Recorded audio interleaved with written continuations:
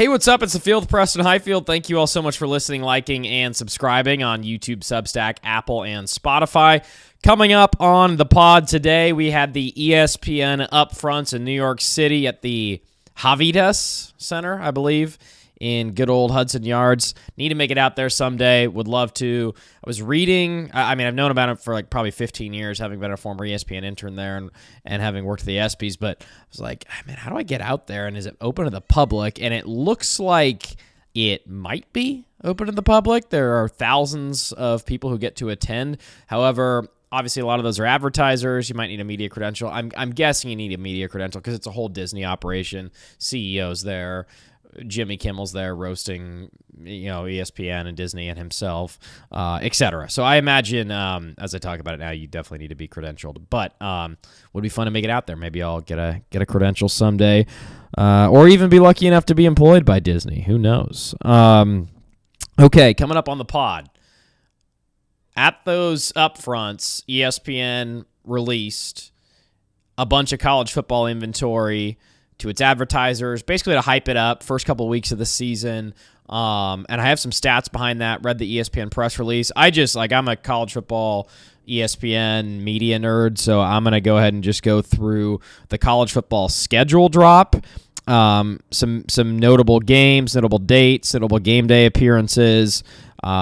I kind of went through the first 3 weeks of the season, wrote down some key matchups. I'll also probably just scroll through it on my computer and kind of break down the interesting games that are on the slate for the first couple weeks of the season. I'll also list my 3 teams who pop in the preseason and the college football playoff Natty odds via DraftKings.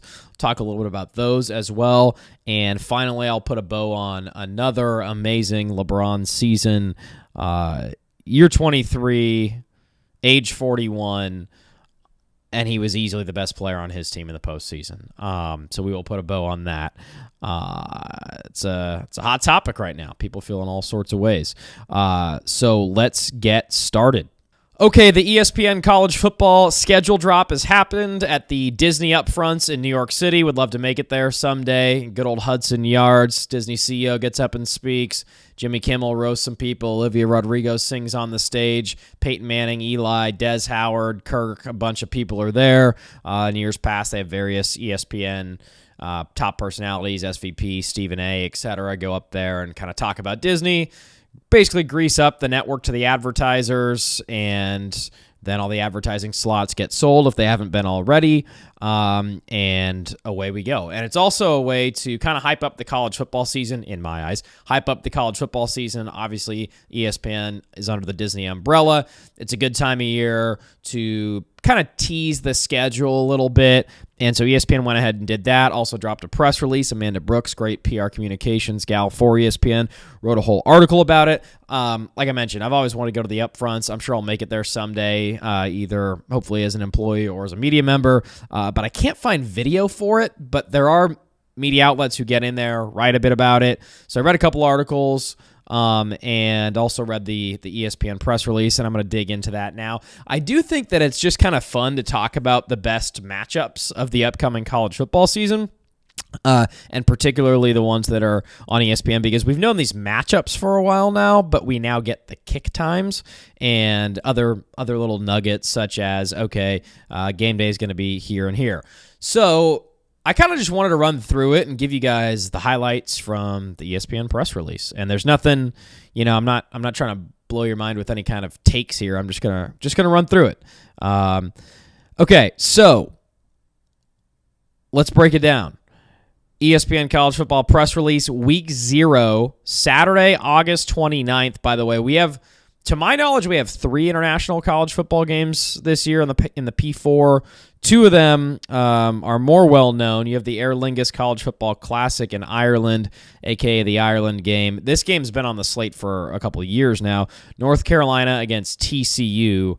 That'll be August 29th. Again, that's week 0. So August 29th is the first day of the college football season officially in 2026. That is week 0 in Ireland. You also have, and this is kind of a newer one, but more known, maybe just known to people who are really following it, NC State and Virginia are playing in Rio in Brazil. So that's also on week 0, August 29th. And then as I pull up kind of the college football schedule for week 1, LSU Clemson is the kind of the headliner, if you will. And let me just backtrack for a second to make sure I'm not missing anything big. On week 0, Hawaii, Stanford, Memphis, UNLV, San Jose State, USC, New Mexico State, Florida State, Jacksonville State at North Dakota State in the Fargo Dome, Sac State at Eastern Michigan, and then those 2 international games I just mentioned. You have some Thursday games. You have some Friday games. The U is at Stanford on Friday, September 4th, folks. Interested? The U at Stanford. Very random, very, very random matchup. I mean, I guess it's an ACC game, but the U at Stanford on a Friday. And ESPN's had Friday packages before, and I detailed the Fox Friday package in the last pod. But anyways, that is Friday, September 4th. Okay, and then week 1, the big slate, the first ever the first of the season, big college football Saturday. The headliner is, of course, LSU against Clemson. That is where College Game Day is going to be. It is in Baton Rouge. That is Lane Kiffin's first game as the head coach of LSU. Even better than that, it'll be under the lights at Tiger Stadium. 7:30 Eastern is the kick. You also have Baylor, Auburn, and East Carolina at Alabama, so it's a triple header on ABC. That is the first week 1 triple header. ECU at Bama, Baylor against Auburn, which is going to be in Atlanta, by the way. Auburn was at Baylor last year. I went to the game in person. Auburn was able to win it. Jackson Arnold. Was that last year or 2 years ago? I think it was last year. Jackson Arnold ran wild against Baylor, and Sawyer Robertson, really good QB, Sawyer Robertson for Baylor. But Auburn got the win there, and looks like they won't return that game at Auburn. They'll play it in a neutral site in Atlanta, air quotes neutral site. And then Clemson LSU is the nightcap. Sunday, September 6th, Notre Dame, Wisconsin in Lambeau. We've known about that one for a while as well. Still no TV partner or kick time there, but that's a fascinating one. Wisconsin obviously in full rebuild mode. Luke Fickell's still there. By the way, the spread's already out for that. It is Notre Dame minus 20.5. Basically in Wisconsin's backyard in Lambeau. Notre Dame favored by 3 touchdowns. Notre Dame's getting a lot of hype, and when I go through the college football playoff and Natty odds in just a little bit, they are second only to Ohio State in terms of best odds on DraftKings to win the national title, which is kind of crazy considering that they lost those 2 insanely good running backs, Love and Price. Okay, Louisville Ole Miss is in Nashville on Sunday night, September 6th. Ole Miss minus 7. Trinidadi's Heisman campaign kicking off against a pretty good Louisville team. Remember, they beat Miami last year. Really good game there. And then SMU at Florida State, 4:30 Eastern, Monday, September 7th. That game is at Florida State. Week 2, Ohio State at Texas is the College Game Day game, and it is also an ESPN primetime game, so that will be the 7:30 Eastern ABC kick in Austin, which is good because it's going to be hot as hell. So 6:30 Austin time, it's still going to be really hot, really, really hot, but hopefully it won't be as hot as it should be, or as hot as it would be if you kick that off at like 12:30, for example. I'm sure that was factored in with the scheduling. That again, that's the game day site. So you have 2 game day sites that have been released so far. Clemson at LSU week 1, Baton Rouge, Ohio State at Texas week 2. Beautiful Austin, Texas, USA. Man, is there a better place to be on a college football Saturday than Austin, Texas, especially that week, Ohio State at Texas. The Clemson LSU game does have a spread. LSU minus 10.5 is the early spread. We don't know a ton about Clemson's QB situation or roster in general, but Vizina, the guy who's been in the program for a while, is the expected starter there. Obviously, Sam Leavitt and LSU. See, I think the sky's the limit for LSU. I really do. I think they could win the national title. It's just that everything's going to be so new this year, and obviously brand new coaching staff, etc., that kind of makes me wonder, man, 10.5's a lot for against a good Clemson team. But they had a really good defense for the first half of the season last year, LSU did, until their offense just completely imploded, and then Whit Weeks got hurt, and then it was all downhill, and Brian Kelly got fired. But before then, remember, they were beating teams like 20-14, so I'd probably take the under in that one. looking back on it, that was really funny when they were beating teams 20-14. I believe it was Florida. I think there was that Florida game, and Brian Kelly was asked, like, aren't you concerned about your offense not scoring more than like 20 points in the first 5 games? And he snapped at that reporter, and a couple games later, Brian Kelly was fired. However, $54 million buyout, one of the biggest in college football history. So you can't be feeling too bad for the guy. The other headliner here is that LSU at Ole Miss in Week 3 is a nationally televised ESPN ABC game. That's also the Herb Street Fowler nightcap game, 7:30 Eastern. And again, that's Week 3, September 19th, I believe. That game is going to be unhinged. Lane Kiffin's return to Oxford, where he was so loved and then so hated, the way he left, the way he totally stiffed Ole Miss mid-season in the middle of the best season in the history of that school. Period, hard stop, point blank. That was the best season Ole Miss has ever had in modern college football history, kind of by a mile. And then he just dips before the playoff starts. I mean, I hope that some administrator, either in college football, in the NCAA, or the SEC, or, again, this is why we need a commissioner, example number 9 million, but you just got to make it such that coaches can't leave mid-season. It's really not that hard. The NFL has that rule instantly. It's like, if a coach is fired, you can't interview anyone else until the entire season's over. Seems very straightforward and very easy to institute. No idea why it hasn't been. And hopefully Saban and maybe the president go ahead and fix that. I wanted to look at Week 3 here real quick. The other week, by the way, Week 2, I know I'm kind of bouncing around. Oregon at Oklahoma State is Week 2. Texas Tech at Oregon State, also Week 2. Washington State at Kansas State, kind of random, Week 2. Oklahoma at Michigan. Tennessee at Georgia Tech. I mean, Arkansas at Utah. There are some low-key, really, really interesting games in Week 2. By the way, Oklahoma State, I read, obviously new coach and QB Eric Morris and Drew Mestamaker. Saw him in person last year in Denton for North Texas. Now they're over at Oklahoma State. 85 new players on that Oklahoma State roster. 85 new players. And obviously an entirely new coaching staff. That seems like that'll take a little while to get that thing going. But a lot of people are high on Oklahoma State, so who knows? No line out for that yet. No line out for Ohio State at Texas, but that is the Week 2 nightcap. Get in price right now around $500 to DKR for Ohio State at Texas. That game's going to be amazing too. But yeah, LSU at Ole Miss, Week 3 should be pretty unhinged. The other, I mentioned off the top that there are 3 international games to my knowledge. The third one involves 2 Big 12 teams. It's a Big 12 matchup, a.k.a. Brett Yormark was like, I want a free vacation to London. The game will be played at Wembley Stadium. It's Arizona State against Kansas State, if I remember correctly. Let me see if I can find that here. Come on. Against Kansas. Arizona State against Kansas, okay, at Wembley Stadium in London. So we're sending over to the UK or to Europe. We're sending over TCU against North Carolina in Dublin, Week 0.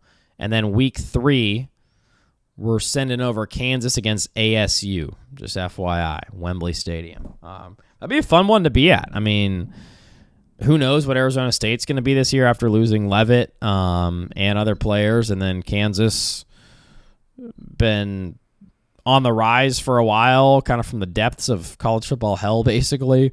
But that'll be interesting. That's Brett. What that really is Brett Yormark being like, all right, I know we're not the SEC or the Big Ten. You guys want to just play a game in London and just kind of see what happens. So that'll be interesting. I do find that very odd, the timing of it. Week 3 sending, and by the way, the week before that, Arizona State, this is an all-time brutal 2 weeks of college football travel at Texas A&M, and then the very next week in London against Kansas. I mean, that's crazy. That is the professionalization of college sports in real time right there. That's wild.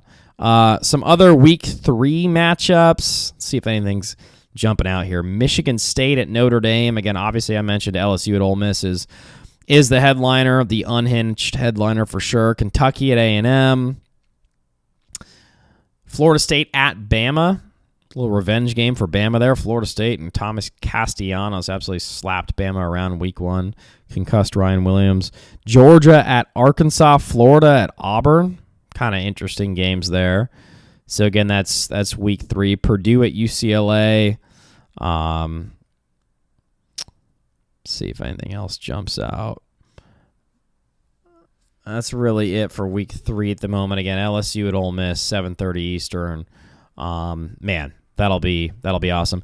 Week 1 also Boise State at Oregon and Notre Dame, Wisconsin in Lambeau. I think those are a couple of good games to keep an eye on. And yeah, I mean, I think I just kind of wanted to run through it because the ESPN college football schedule release is always fascinating to me. I'll drop some stats here per Amanda Brooks of ESPN Comms. Let's see. She wrote out a bunch of fantastic bullet points, but basically, yep, Sunday night, September 6th, Louisville, Ole Miss, and Nashville. I mean, that's a sneaky great game. Trinidad going up against Louisville, a good Louisville team. They're preseason number 21 in Nashville. I mean, dude, I'm telling you, watch out. Like, Trinidad is obviously my favorite quarterback in college football. I think he's the best QB in the sport for college. But I would say that right behind him is Darian Mensah at Miami. I think so. He set a couple school records for Duke last year, led Duke to their first ACC football title outright since the 60s. It's really tough to put into words how insane that is. And now he's at Miami with a ton of skill around him. His favorite receiver from Duke, Cooper Bartkate, and then Malachi Toney and Mark Fletcher are both back. So, I mean, dude, Miami's going to have a really, really, really good team and good offense. Obviously, they lost those pass rushers. More on Miami in a second. They are one of my 3 teams who pop in the preseason. Let's see. Oh, yeah, the ESPN also announced the Thanksgiving Day and Black Friday, basically rivalry week rundown. TCU, Texas Tech, Thursday, November 6th. That's a Thanksgiving game. I love that. Feed me that. TCU, Texas Tech, my God, feed me that. And then Black Friday, Texas versus Texas A&M, Florida versus Florida State, and the Egg Bowl as well. The 123rd Egg Bowl, folks. The Sunshine State Showdown is Florida State. Obviously an iconic rivalry there. And then a top 10 battle, A&M and Texas, the Lone Star State clash. That was a great game last year. A&M kind of bottled up Arch in the first half, and then he exploded on him in the second half, and Texas ended up kind of curb stomping a then undefeated A&M team. So that'll be a revenge game. Both those QBs back. Marcel Reed, fantastic dual threat, and Arch. So yeah, those are definitely some highlights. As far as branding goes, I always just find these numbers interesting. I mean, I'm kind of a media business ads junkie. Disney's college football portfolio attracted more than 400 advertisers for the 25-26 season, with 57% of returning advertisers increasing their year-over-year spend. Notably, sponsorship across college football is up year-over-year. College Game Day, built by the Home Depot, remains one of the most in-demand properties in sports media, nearing a full sellout by October 25 for this upcoming season. The program secured 132 advertisers overall, with 58% increasing budgets year over year. So 132 advertisers, complete sellouts, and 58% increase in spending for those advertisers. So yeah, things are going well. ESPN's traditional full early season and special date schedule will be released on Wednesday, May 27th, with the bowl season schedule and the SEC times and windows for weeks 4 through 13 slated for the following weeks. So later this month, aka 2 weeks from now, the bowl season schedule will be out, and the SEC times and windows for weeks 4 through 13 will be slated for those weeks. So high level, LSU at Ole Miss is going to be crack. Ohio State at Texas is the game day game. I guess one and the opener Clemson and LSU game day game. Those are your first three, week 1 through week 3, Saturday night on ABC games. 2 of those with Lane Kiffin at LSU. I mean, he's a content factory, folks. You absolutely can't deny that. The one thing I was going to say is what else? So they haven't officially announced game day in Oxford for week 3, LSU at Ole Miss yet. And so I was like, why would they not just announce that? That's obviously where it should be. I was just looking for the sake of what other matchups could possibly trump that. Florida State at Bama, Georgia at Arkansas, Florida at Auburn. I mean, those are good games. UTSA at Texas, Jeff Traylor. Virginia, West Virginia, and Charlotte. Okay. I mentioned the Wembley Stadium game, Kansas ASU. North Carolina at Clemson, SMU, Louisville. I'm just throwing games out there when I see decent ones. Michigan State at Notre Dame.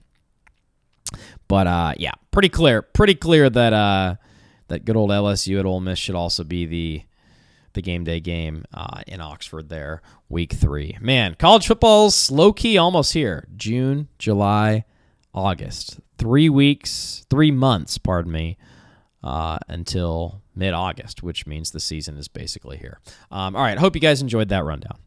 Okay, the odds are out for the winner of the College Football National Championship for this upcoming season, 26 and 27. Just think it's fun to run through them and kind of see who I like, who I don't like, bets that I might like, bets that I might not like, and just have some fun with it.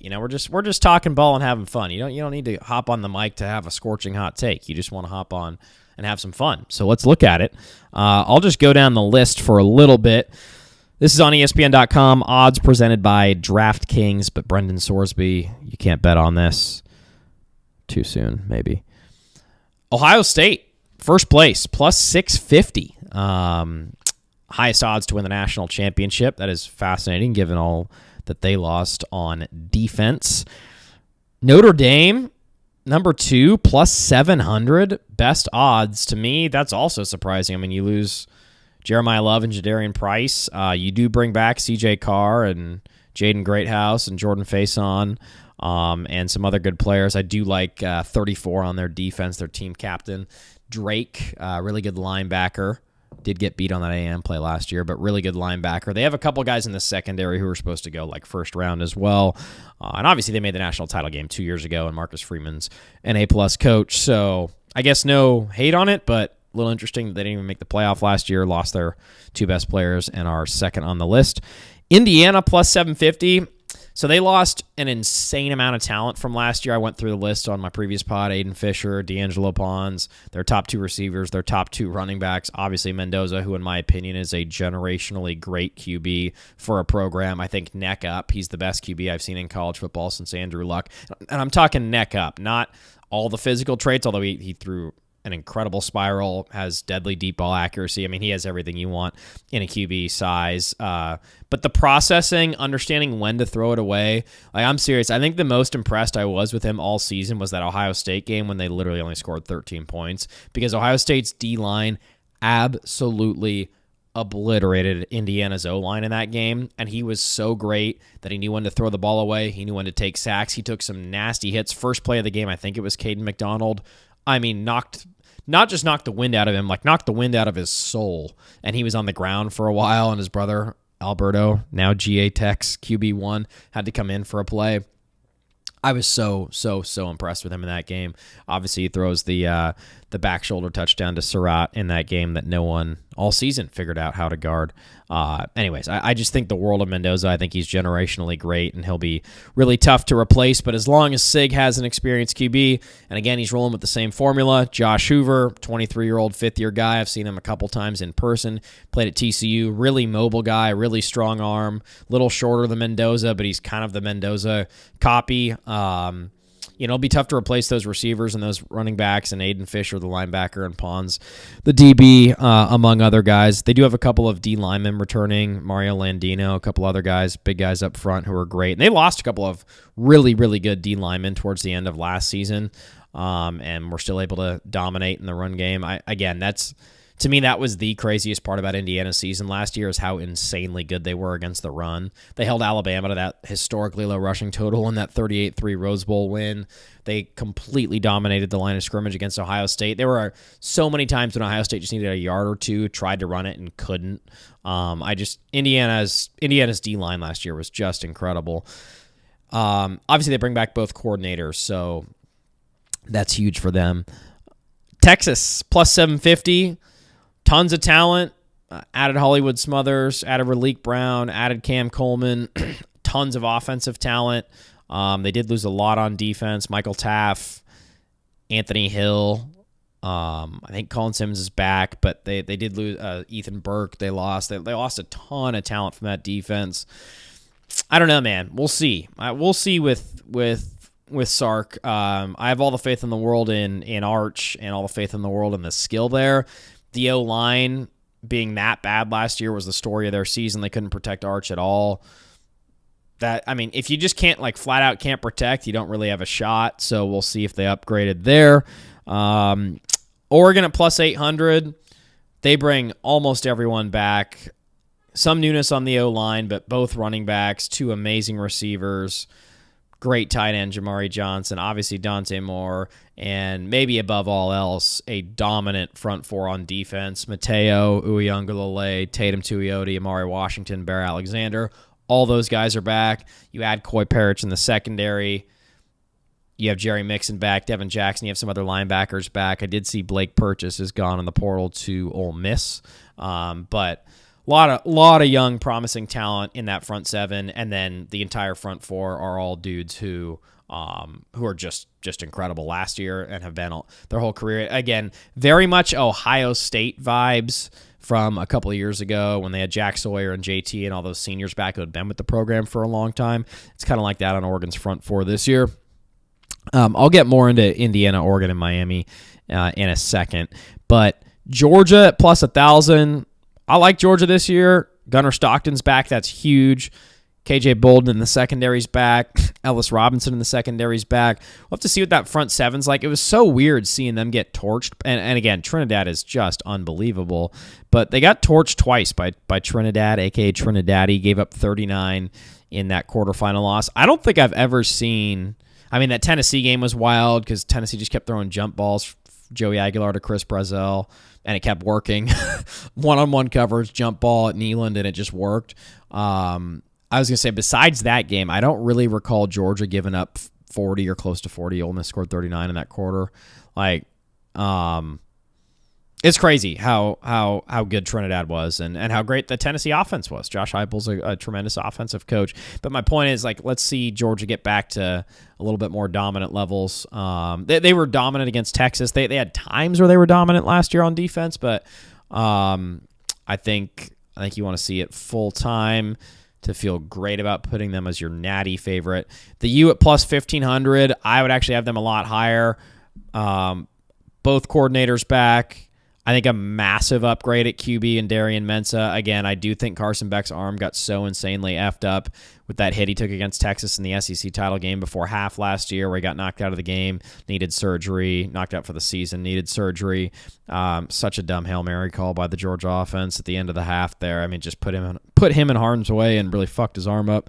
And if you notice last year, Miami didn't really throw the ball more than 15 yards basically ever. If you notice last year. They had to a couple times in the Natty, did not go well. And anyways, I also just think the world of Mensah doing what he did at Duke last year. I'll get into that more in a bit. LSU plus 1,600. I like it. Sam Leavitt, Lane Kiffin, Blake Baker back as the DC. I believe they do have Charlie Weiss Jr. as the OC coming over with Lane from Ole Miss. A&M. I think Colin Klein's their new OC. Let me double check that real quick. Obviously, Colin Klein. Oh no, that's right. He took the Kansas State job. Good for him, going back to his alma mater. Still remember that 2012 season. Oregon kind of throttled K-State in the Fiesta Bowl. Good player though. He made the Heisman finalist run there. Yeah, A&M best season, one of the best seasons they've ever had. Marcel Reed's back, Elko's back. They did lose Cassius Howell and a lot of talent, but they have a good quarterback led by Reed. Texas Tech plus 2,000, total mystery there with the Sorsby situation. Bama plus 2,500. Ole Miss plus 3,000. I feel like Ole Miss plus 3,000 is low-key some good value. My opinion, they have the best QB in the sport for college football in Trinidad. He's insanely experienced. He was insanely great last year. It's tough sledding in the SEC, no doubt about it, but I don't know. I would say, man, when Ole Miss hosts LSU, that game is going to be so crack. I really think that Ole Miss ends up winning that game. Okay. USC plus 3,500. No chance. Oklahoma plus 3,500. Always have a chance when you have an elite defense. And they do have Mateer back.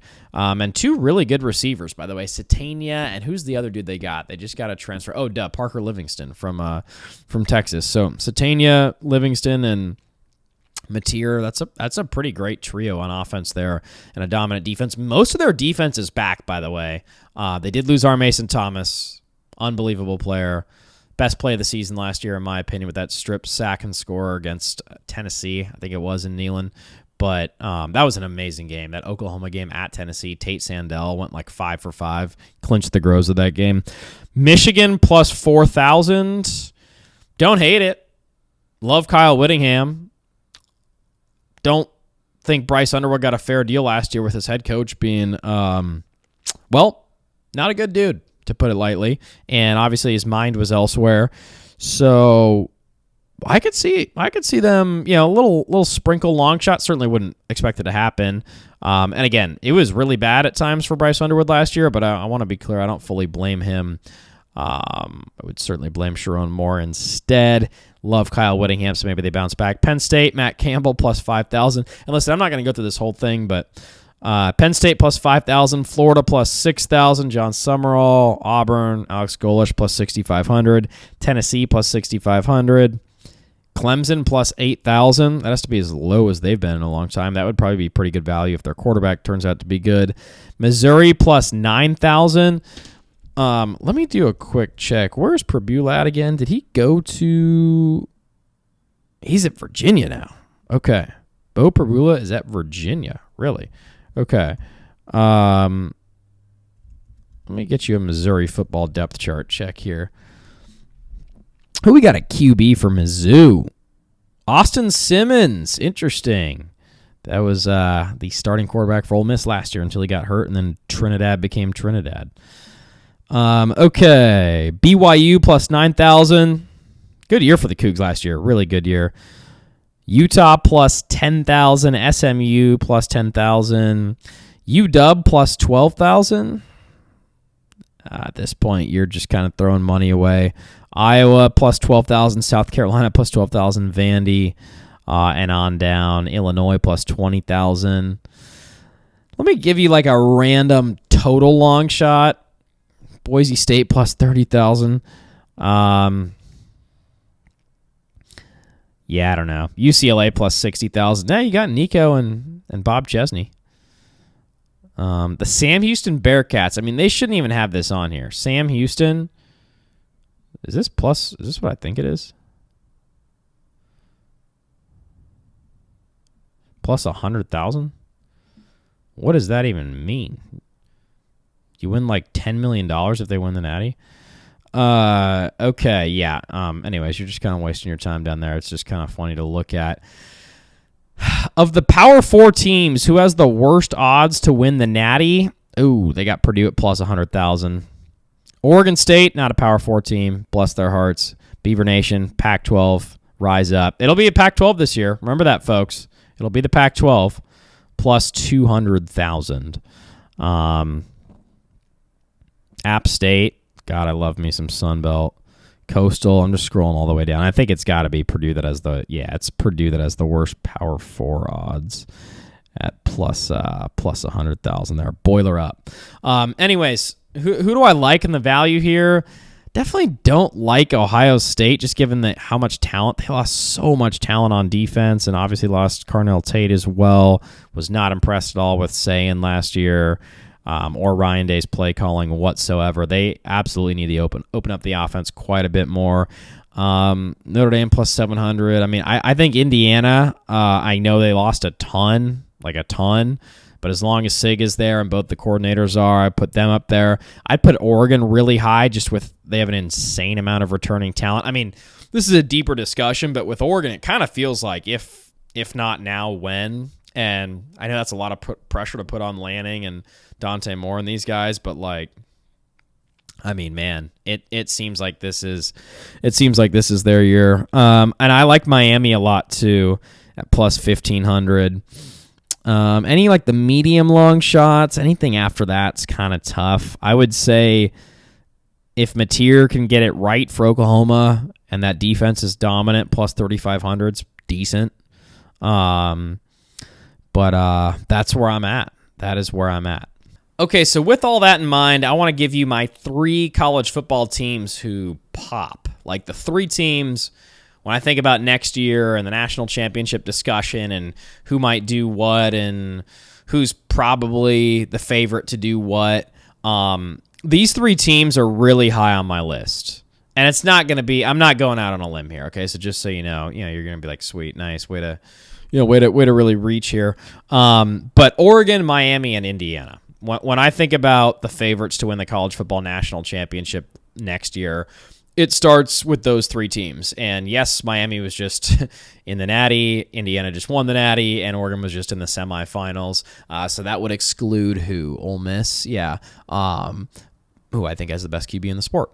So here's why I like each of these teams. When you start with Oregon, Dante Moore took his lumps last year, struggled at times in big games, but also made great plays in big games. The fourth quarter against UW, the fourth quarter against Iowa, where Atticus Sappington was brilliant too. ASAP, former Beaver, Central Catholic High, I believe. Oregon will need to replace him this year with Gage Urick, West Lynn High, local. Saw him kick in high school. Great leg. 2 for 4 in the spring game. Has all the distance you'd ever want. Just got to work on the accuracy a little bit, but he has an absolute leg. That defensive front 4, man, Tatum Tuioti, Mateo Uiagalelei, Amari Washington, and Bear Alexander, getting all 4 of those guys to come back really reminds me of the Ohio State team from a couple of years ago that won the Natty with Jack Sawyer and JT anchoring that team. Remember, that Ohio State team at times really struggled on offense, even in the playoff against Texas in the semifinals. They scored 21 offensive points, and 7 of those came on a fluky, busted screenplay at the end of the first half. So without that play, they scored 14 offensive points in that game. It was not a very good offense. It was an elite defense led by veteran guys. And I think the more we're watching the portal world and the NIL world, yes, recruiting out of high school is huge. It's huge. But it's even more important to recruit the portal and evaluate talent as good as anyone. Oregon leads the nation in transfer portal players drafted, aka guys who they've brought in from the portal who have eventually got drafted. I believe they have 17 of them in the past 3 years, and the next it was a draft nugget on ESPN, but it's the last couple of years Oregon leads the nation in transfer portal guys drafted with 17. Obviously, Dylan Thieneman, first rounder last year. Coy Parrish could be next, the Minnesota transfer, former 5-star guy, local Minnesota kid. That's why he went to Minnesota, played 2 years there. He'll be a junior at Oregon this year. He is insanely athletic, much like Dylan Thieneman last year. It's all about that front 4, though, and Dante Moore's experience. And, you can get wowed by the skill, and you certainly should. Evan Stewart, DeCorian Moore. Name me a better wide receiver duo in the country next year. Seriously, I mean, maybe you could say Malachi Tony and Cooper Barkate. Maybe you could say Isaiah Satania and Parker Livingston. I wouldn't. Like, those guys are unbelievable. Both former 5-stars. Obviously, Eastu, transfer from A&M, was sensational 2 years ago. Had to sit out all of last year with, I believe, an ACL. And so, anyways, those guys, the 2 skill guys at running back, Jamari Johnson at tight end, Kendra Harrison's going to be a true freshman 5-star. He was out there in the spring game. The O-line's really the only question mark. The DBs, Aaron Flowers back, Brandon Finney, maybe the best true freshman in the country last year, certainly one of them. Obviously back, a couple other guys, Naeem Offord, Trey McNutt, Those guys are all back. Anyways, you got a really, really, really good core at every position group other than the O-line, only because it's a question mark. You do have Poncho back. That's incredible. Back for a senior season at center, anchoring the line. That is huge. He's one of the very best centers in college football. Projected first-round draft pick, by the way, according to The Athletic next season. Also have Dave Iuli back at right guard. I went through Oregon football in particular a couple weeks ago, but they brought in a Yale transfer who's probably going to start at right tackle in his final year of eligibility. He was first-team All-Ivy League for a couple of years. They did that a couple of years ago, too. I forget which guy it was off the top of my head, but they'll have that guy probably starting. I think his name's Michael Bennett at right tackle. Then you have Fox Crater to work in left tackle. You also have Emmanuel Iheanacho, who's a true freshman 5-star. He could end up being a great player for you. You got a couple other guys, Janoris Wilson, who have been with the program for a while. So certainly not lacking in talent for sure. But remember last year they brought in Harkey from Texas State to anchor the right side, and that ended up, doing well for them. Isaiah World from Nevada, paid him $800 or $900 to come over from the Mountain West. Like Jeff Choate says, come to Nevada, we'll develop you, and then Oregon will pay you $1 million. He was probably literally thinking of Isaiah World when he said that, which is really funny. So there you go. There's your rundown on Oregon. Schedule, nothing crazy. Again, that Boise State game, week 1, man, Oregon all time against Boise State is 1-2, and candidly, they were lucky to win that game at home against Boise 2 years ago with Ashton Genty. Oregon had 2 different special teams touchdowns in that game, and if not for those 2 different special teams touchdowns, they probably lose. They gave up 1 million yards to Genty. At times Dante Moore has been bad, and at times the defense has been bad. Like, I get it, and both those things really reared their heads against Indiana in the semis. Like, you throw a pick 6 to D'Angelo Pons on the first play of the game. Then you also fumble the ball. You basically gave Indiana 21 points in the blink of an eye. And again, you just hope that Dante grows from that experience because it was really bad. But Dylan Raiola's right behind him. And listen, he's coming off a broken leg. But to get Nebraska to 6-2 last year as a true sophomore before he broke his leg against USC, they had the lead in that game, by the way, when he did. To get them to a bowl game as a freshman for the first time in 9 years, like I just can't possibly state how impressed I am about doing those two things. It's like dragging the Jets to the playoff as a rookie, basically. It'd be like if Sam Darnold took the Jets to the playoffs as a rookie. Like he was that good. Oregon's schedule: Boise State at Oklahoma State, Portland State at USC, sneaky tough game. UCLA, Nebraska at Illinois, Northwestern, and then November's kind of tough. At Ohio State, Michigan, at Michigan State on a Friday night. Short week after you host Michigan, and then home against UW. Now, you could argue Michigan State, and UW are all down right now.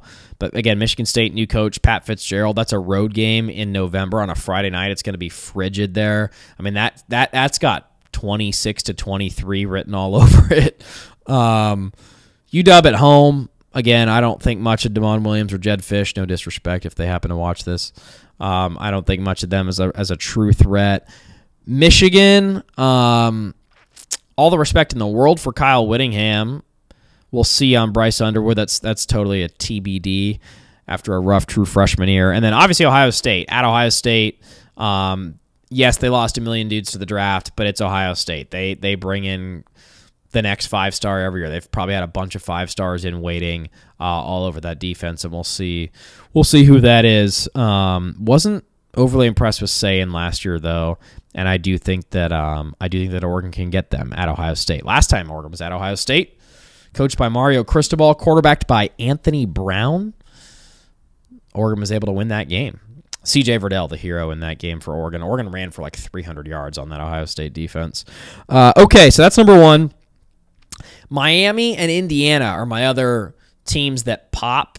I'm kind of trying to keep this video a little bit short just for the sake of the old YouTube audience, but here's what I like about Miami. It starts with Darian Mensah. Broke multiple Duke records last year. Let me just close this out. I'm sorry. Broke multiple Duke records last year as their QB. Threw for close to 40 touchdowns. Accounted for an insane amount of yardage. And led Duke to their first ACC title in football outright since the 60s. I just can't possibly overstate how incredibly impressed I am with that. Tough game against Virginia, won it in OT. And the thing that was even more impressive about Mensa last year is it's not like there were a ton of 5-stars around him where he was just throwing the ball up and they were making plays. Nothing wrong with the Joe Burrow teams, who are, that's one of the most iconic teams in college football history. He literally set all-time CFP records for passing, threw for 60-plus passing touchdowns that season. Went undefeated, won the Natty. It's of course, one of the great college football teams ever. There was just an insane amount of talent out wide there. Justin Jefferson, Jamar Chase, etc. And again, Burrow was unbelievable, deserved the Heisman the whole 9 yards. All I'm saying is it was really cool to see Mensa do all of that last year with guys who weren't 5-star skill guys. Cooper Barkate was a great, great player, though. Mater Dei High School alum. Believe he was an Ivy Leaguer, then went to Duke, and now he was part of that Prime 112 recruiting dinner. We had some athletic reporting on that. Apparently Cristobal and Shannon Dawson, the OC, who is back, and by the way, Corey Heatherman, the DC, is back from Miami. So Miami and Indiana, both teams who made the Natty, retained their coordinators, which is huge. That's the other big mystery for Oregon that everyone knows about. Will Stein is now the head coach at Kentucky. Tosh Lupoy is now the head coach at his alma mater, Cal. So new coordinators on the Oregon side, but Shannon Dawson back as OC, Corey Heatherman back as DC. On the Miami side, Shanahan and Haynes back as the coordinators for Curt Cignetti. You got Mensa, you got Cooper Barkate, who's incredible. Mark Fletch, the running back, is back. Malachi Toney, who was a fantastic true freshman receiver last year, he just looked faster than everyone. It felt like prime Tyreek Hill in the NFL, where you're like, yeah, that guy's just going to run 4 verts, and there's nothing you could do about it because he is literally just faster than everyone.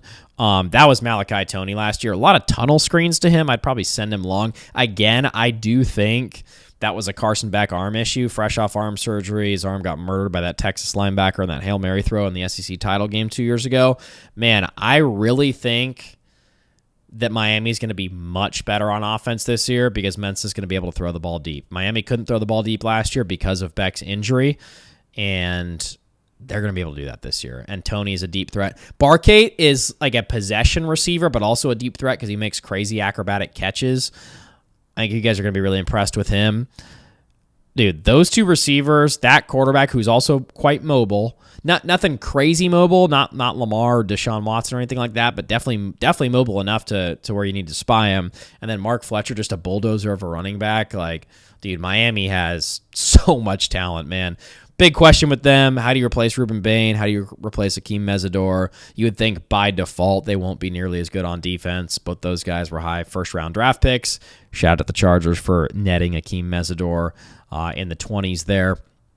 So that would be what you'd be, quote, worried about, is replacing the pass rush. But I think the offense for Miami is going to take a huge step forward. And the continuity with those coordinators back. Cristobal, for as much shit as you want to give him for game management, he hired a clock game management guy full-time. That's the thing about Miami, man, is there's just so much money there. There's just so much money there that they can out-recruit almost everyone. Like I've mentioned, I'm almost tired of telling this story, but they had to pay the Mensa NIL settlement for probably $4 million. That was what was left on his deal with Duke, and then they gave him 6 or 7 after that. I do think all in Mensa alone is like a $10 or $11 million quarterback, which is just absolutely absurd. By the way, he's only a junior, so he does have more eligibility after this. This season alone, he's probably making 6 or 7 and all in terms of what they had to pay to get him out of that Duke deal. Because why would he leave a good situation for the same amount of money? He wouldn't. He left for a situation with a ton of talent around him and a ton more money. Yeah, man. I mean, and they can also pitch like, hey, we developed Cam Ward. Didn't really develop. Hey, we bought Cam Ward from Washington State, and then in 8 months turned him into the number 1 draft pick. By the way, Cam Ward looks like a big-time bust. That does not look good. But I do love Miami. I do think with all the money flowing in there and Mensa, I just think the world of Mensa. I think he was underrated last year because he played at Duke, but he is a great, great player. And finally, Indiana. It's my third team who pops in the preseason. Again, OC Shanahan back, DC Bryant Haynes back. Been going on a Twitter rampage lately. Sig told him to chill out. I love that Nick Marsh, the Michigan State transfer receiver, who is now paired with Charlie Becker as the new Cooper and Surratt. Like, I love that he came in wearing gold cleats, and Cignetti was like, get the fuck out. get out and change those cleats into the team-issued Adidas silvers or whites. I love that energy. He's a rigid, no BS, no nonsense guy who's like, we're going to play team ball. You check your ego at the door, and if you don't like that, go ahead and leave. We don't need you. And here's the other thing about Indiana. Like, yeah, I know Cuban notoriously took some credit for getting Mendoza. Talked about how he's been throwing a couple million around, and Signetti's been very clear that they haven't spent anywhere close to the top teams, Indiana, Miami, et cetera, in terms of roster spending, and I totally believe that. I think Ohio State and Indiana have been spending $40-50 million. Sorry, Ohio State and Miami have been spending $40-50 million on their roster, and I really do believe that Indiana only spend 10 to 20 or so. But the reason they're able to do that is because Signetti is not good. He is great at evaluating talent. And Josh Hoover's the next Mendoza in his eyes. He's also just a great QB coach in general. I think that's kind of his background. But Josh Hoover, 23-year-old, fifth-year senior, got all the experience. Signetti doesn't want anything to do with your five-star QB. Like, Bryce Underwood is the anti-Signetti QB. He wants nothing to do with Bryce Underwood and a five-star QB. He maybe Bryce Underwood in 5 years from now, if he's developed and good, he would certainly take him. But right now, he wants the 22, 23-year-old, fourth, fifth, sixth-year guy, and he has that in Hoover. I've seen him play in person a couple times. Great arm, really, really mobile, really fast, probably a little faster than Mendoza, who was a really underrated runner, really fast guy. So he's a little frail, skinnier than Mendoza. I mean, Mendoza's a big-ass dude, man. I just think the world of Mendoza. I think he's a generational type QB. I think he's so great. It'll be tough to replace how truly great and accurate he was, but Hoover's next in line. Obviously, you do lose Elijah Surratt and Omar Cooper Jr., who are just unbelievable. The back shoulder fade, or just back shoulder pass in general to Surratt, was the most unstoppable play in college football in quite some time. Probably since like the back shoulder that Burrow and Jamar or Justin Jefferson would run. I can't believe those guys were on the same team. So yeah, They were great last year, and obviously they're both gone. They do bring back Charlie Becker, who totally mossed a Buckeye in the Big Ten title game to clinch the game. He totally mossed Brandon Finney a couple times in the semifinal against Oregon, including for a deep ball touchdown. So he is a great player. Wore number 80 last year, and then Marsh. I haven't seen him much. Michigan State's obviously been a pretty irrelevant team the last couple of years. But I imagine if Sig likes him, he is a great player. So we shall see. They do lose Roman Hemby and Kalen Black. Those top two running backs are really good players. So be tough to replace them. They do bring back Landino and some other good D linemen. That's huge. Obviously, like I mentioned earlier in the pod, Aiden Fisher's gone. D'Angelo Ponza's gone. So tough to lose those guys because those were the two of the very, very best players at their position in the sport last year. I just think the world of Aiden Fisher, but and Pons, of course, who had the pick six to start the semifinal. But those are my three teams that pop, man. Oregon, Miami, and Indiana. I think you got to have them as heavy favorites to get to the Natty, which will be played on January 25th this year. Okay, and finally to close things out, a parting message to the anti-LeBron crowd. Been seeing some discourse. Again, try to stay off the internet for the most part. Saw some Barstool discourse. Almost said intercourse. Discourse. Whoa. And it was,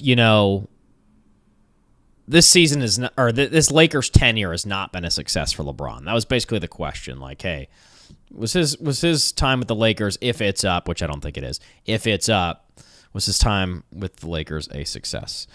Many folks said no. Okay. Good times. So we got checking in Tom Haberstroh, fantastic writer, who writes that LeBron James not only had a Hall of Fame career, he's had 4 different Hall of Fame careers, and he goes on to prove it. There's a lot of different ways you can do this. I'm not going to go deep into this, but he basically broke it down and compared it to other Hall of Famers, Joe Dumars, others. Joe Dumars, Finals MVP, packed up Jordan in the conference finals. LeBron with the Lakers alone. And by the way, this is age 34 through 41, so it's not exactly his peak. Certainly his peak was I would call it 09 through 2018. He was still the best player in the world for sure in 2020. I think LeBron was the best player in the world from 09 through 2020, but I get that people don't want to admit that until he won the title. That's dumb, but that's fine. 2012 through 2020, he was certainly the best player in the world. So that's at least, and he made 10 finals, obviously. So anyways, his time with the Lakers, 8 All-Stars, an NBA championship, and a bunch of other records, became the all-time leader in points by a mile. He's also the all-time leader in wins in NBA history. And here are some other like LeBron career moments. 04 through 2010, aka his first 7 seasons in the league, 6 All-Stars, 99% chance Hall of Fame probability. Miami, 4 seasons, 4 All-Stars, 2 titles. Cleveland, 4 seasons, 4 All-Stars, a title. Lakers, 8 seasons, 8 All-Stars, and that title. I don't get a couple things that I don't get when people try to dismiss the COVID title.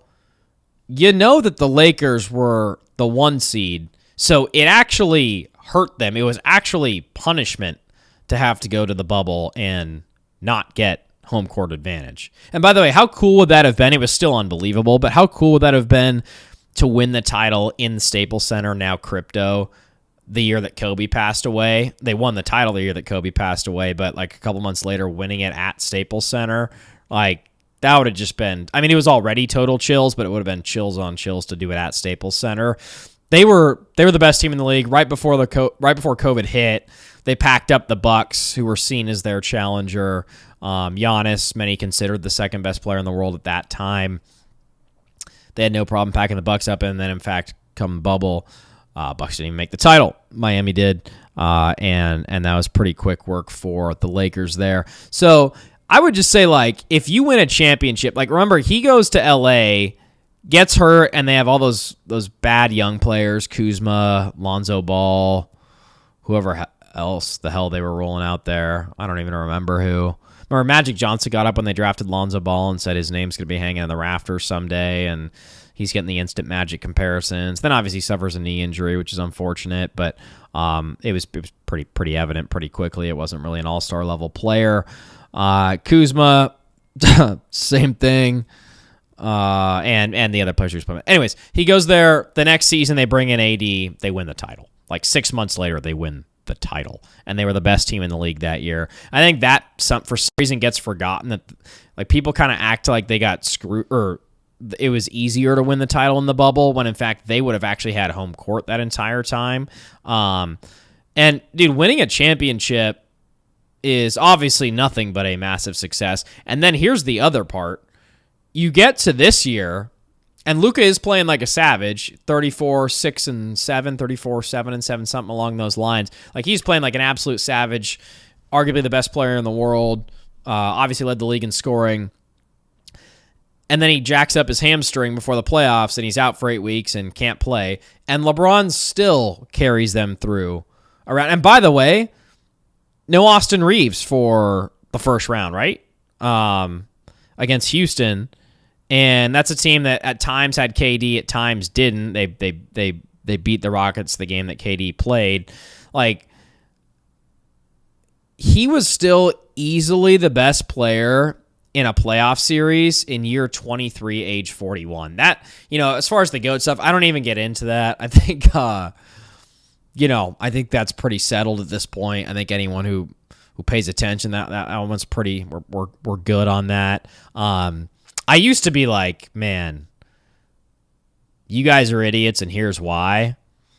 If you don't think LeBron's the greatest ever, and now I'm like, man, you guys are idiots. I don't even need to explain why, nor will, and actually probably even better than that, I don't really care to explain why. Anyways, that was proven a long time ago. And everything with after that was icing on the cake. His 2010s run was just unreal. Obviously, the ultimate compliment to him is the second best player in the world in his prime, KD, joining a 73-win title team. Pretty clearly the softest move in free agent history. He's won one. Do I have this right? KD's won one NBA Finals game, not series, obviously, game. Yeah, LeBron packed him up 4-1 in that 2012 Finals. KD has won one game in the Finals without being on the 73-win Warriors. That kind of tells you everything you need to know. He was unanimously the best player in the league from 2012 through the 2020 season. I would say 09 through 21-ish. And then Jokic, obviously just being great, and then LeBron being 40 basically took it. But yeah, man, it's just like, I guess for the anti-LeBron crowd, I feel bad for you guys at this point. I can't imagine watching the best player of all time and being like, you know what, I'm gonna choose to not really appreciate this. You know what I'm gonna do is just be like, yeah, I'm going to try to hate on this instead. Now, if you're a Boston Celtics fan, if you're a Golden State fan, I get it. He had his GOAT moment against Golden State, coming back from 3-1 down, owning you guys in your own building in Game 7 with the block, with everything. He was so much better than anyone in that series, as he was for all those series. And so I get it. Like, he kind of embarrassed you. Boston, totally get it too. Almost respect that one a little more because you hate him so much because he was just kind of your daddy for a decade there. That one's just kind of funny. But anyone else, man, like if you're just sitting at home being like, yeah, you know what I'm gonna do, just not like this guy. I don't get that. Like if you're not a basketball fan, I guess that's one thing. But if you're a fan of basketball, this guy's obviously the all-time leader in wins. Obviously the all-time leading scorer by a long margin. I don't understand how you don't at least appreciate the greatness. And for him to be let down again by his teammates, no Luka, not healthy enough to play. Austin Reeves, not healthy enough to play. And for first game or two back, wasn't very good. I mean, there's literally nothing else he could have done. He was by far the best player in the Houston series. And by the way, SGA was wonderful in Game 4. He pretty clearly outplayed SGA in this series. You look at the stats, it certainly favors Braun. And just in general, you watch it, he pretty clearly outplayed the reigning Finals MVP in his prime. That's nuts. And the team around him still failed him. The other superstar, Luka, was hurt. The other star, Austin Reeves, was hurt / coming back from an injury. So just my hats off to LeBron for obviously being the GOAT, but beyond that, having a Hall of Fame level career just with the Lakers. Again, 8 seasons, 8 All-Stars, obviously the title. A million different things in there. He led the league in assists in 2020. He became the all-time leading scorer, all-time wins leader. You know, the conference semis, I think, in 22 against the Warriors, who were still in their prime. While he was aging out of his prime, all those guys were still in their prime. That was maybe 3 years ago. So those guys are like mid 30s or even earlier than that, and he's 38, 39. Probably like 37, 38, but the point being, he was definitely not in his prime and still was able to handle the Warriors, who were all in their prime. That was incredible. It's just, yeah, man. I don't know if you're just watching it and hate. There's actually no point of even trying to tell you why you're wrong anymore. I just feel bad for you at this point. Great season for Braun.